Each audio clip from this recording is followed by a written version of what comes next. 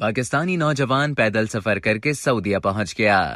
پاکستان کے شہر اکاڑا سے حج کے لیے پیدل سفر کرنے والے نوجوان 5400 کلومیٹر کا فاصلہ طے کر کے سعودی عرب کے شہر مکہ پہنچ گئے۔ نوجوان عثمان ارشد نے حج کے لیے اپنے آبائی علاقے پنجاب کے شہر اکاڑا سے 1 اکتوبر 2022 کو پیدل سفر کا آغاز کیا تھا۔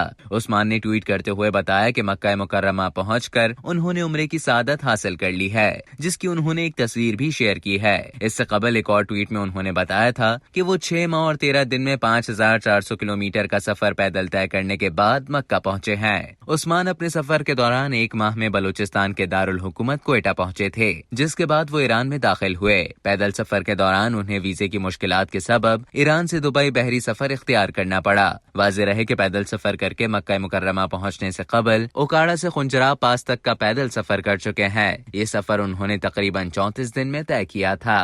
اب تک کے لیے اتنا ہی۔ مزید اسی طرح کی معلومات حاصل کرنے کے لیے ڈیلی جنگ کے YouTube چینل کو سبسکرائب کریں اور فیس بک کے پیج کو لائک کرنا نہ بھولیں۔